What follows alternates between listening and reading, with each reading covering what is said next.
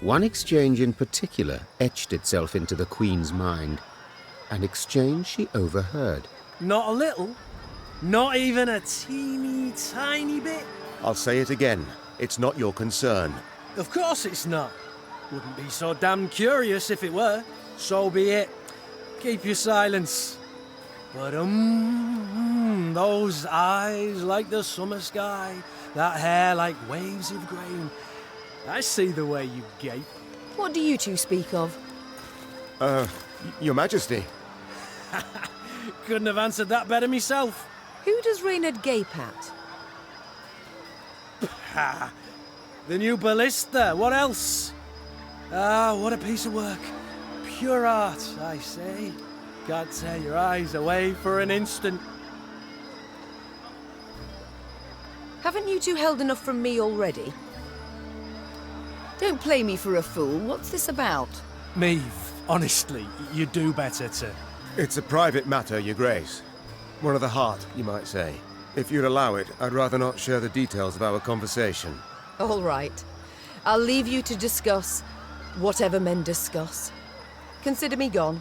Meve turned and walked back to the fire, sat down on an old stump. Ha! That was close. Shh!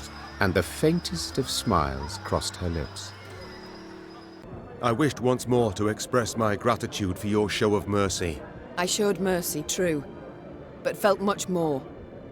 Anger, pain, now resentment. You hurt me, Reynard. Wounded me to the bloody core. I don't know what else to say on the matter, so let's not speak of it. As you wish, Your Grace. The war nears its end. What next for Reynard Odo? Whatever you command, Your Grace. Ugh. Is something amiss, my lady? To be perfectly blunt, I've no wish to give you orders anymore. Your Grace? Would you wish me to leave? Remove me from the court? No, Reynard. I'd wish you to stay. But I'd no longer wish to be your queen alone. Do you catch my meaning? I do, Meve. I do. It's time I attended to other matters. General Epdahi had prefaced Lyria's and Rivia's invasion with a series of arrogant demands. The Nilfgaardian had been impudent, as he had felt sure he'd achieve a quick and decisive victory. Yet several months on, he too received an ultimatum. One signed by Emperor Emir var Emreis himself. The missive was concise and left no room for interpretation. With General Epdahi dead, the Nilfgaardian army descended into chaos. The kings of the north, united, took advantage and struck at the foe. Their victory was complete. The Nordling forces cheered their commanders and monarchs, but for none so vehemently as the one queen among them. Many dream of achieving the impossible. Meve had done it. Through wit, determination, and boldness, she had thwarted the Nilfgaardian invasion. The queen would rule for many more years. Stern, yet ever just. Ah!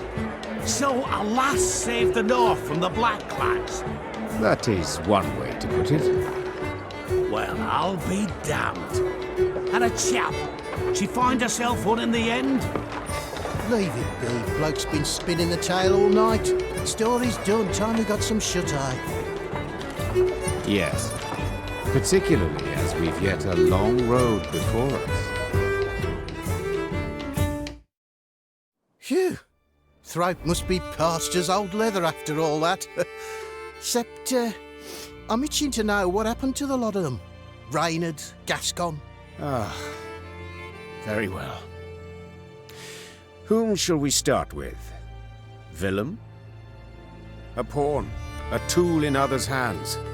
Most, if not all, had seen him thus. Yet in the end, he proved his worth soundly. Though he'd started the war a traitor, he perished in the fray, a hero, and would be remembered as such. Having settled in Rivia, Gascon embarked on a life worthy of his new title. In doublet and ruff, he looked to his ample fields and livestock in daytime, attended banquets and feasts come the eve. And then one night, he grabbed his bow and quiver, saddled his favorite mount, and disappeared without a trace. As news of the Nordling victory filtered south, Nilfgaard's inhabitants greeted it with disbelief. Returning Imperial soldiers told stories of Lyria's cruel queen, who murdered prisoners and sullied sacred laws. They referred to her as Gvaeldet, the bloodthirsty one. Once the Scoia'tael had withdrawn from the northern realms, non-rebel elves and dwarves emerged from the woods. Though they returned to their homes in human communities, they lived in fear of their neighbors, aware that the next massacre would eventually come. And Meve? As I said, she ruled with an iron hand, not fist. Reynard ever at her side, tempering, supportive. No longer a general and trusted advisor, he had to the Queen become something more. Much, much more. And now, if you'd allow me... Course. Leave him be, lads. Let him get some rest. Till the time comes for the next tale.